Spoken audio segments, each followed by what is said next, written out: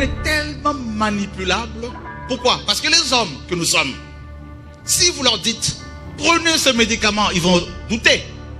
Prenez ce vaccin, ils vont douter. On est d'accord? Alors qu'est-ce qu'il faut faire? Il faut créer des microbes, des virus, et balancer dans la nature. Attaque! Moustique Zika. Zika. Tout le monde commence à avoir peur. Zika, Zika, Zika. Oh! Et puis les mêmes messieurs qui sont à la base de ce virus, ce microbe-là, ils viennent comme des sauveteurs. Ah ben tiens, il faut un vaccin. On crée un chaos, une pandémie, une guerre, un attentat. Voilà ce qu'on va vous propose pour vous protéger. Telle loi, telle loi, telle loi. Oui. L'esclavage. On est de nouveau réduit à la servitude. Contrôlé, manipulé. Et on accepte facilement les idées, la pensée du gouvernement mondial. Contrôle. It is a big idea, a new world order. On ira ensemble vers ce nouvel ordre mondial. Et personne, je dis bien, personne ne pourra s'y opposer. On peut imaginer, rêver d'un Jérusalem devenant capitale de la planète qui sera un jour unifié autour d'un gouvernement mondial. C'est un joli lieu pour un gouvernement mondial. Et la transformation de l'Europe autour d'une vision partagée est la condition d'un nouvel ordre mondial plus stable, apaisant les rivalités des puissances.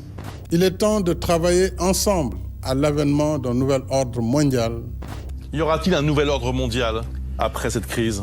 Ce qu'il faut éviter, c'est qu'après la crise, on considère que nous avons vécu une parenthèse, et qu'après la crise, on soit victime d'amnésie et que tout reparte comme avant. Ça, ce n'est pas possible. Oh Seigneur, sauve-nous. Nous sommes préoccupés par les conséquences de cet arrêt soudain de l'économie mondiale qui risque de créer une vague de faillites et de licenciements. Partout les mêmes rues désertes, les commerces fermés et des usines à l'arrêt. Maintenant la crise, il y a une crise qui arrive sans précédent. On ne veut pas en parler parce que les gens ne sont pas encore prêts, mais il y a une crise qui frappe les nations actuellement là. À l'issue de cette crise-là, que officiellement, on va parler, présenter aux gens le gouvernement mondial. Écoutez bien ce que je vous dis de la part du Seigneur. Plusieurs banques vont fermer. Plusieurs sociétés vont faire faillite. Cette crise va tellement secouer les nations qu'il va y avoir des troubles, même dans certains pays ici, même ici en France. Des peuples vont se soulever.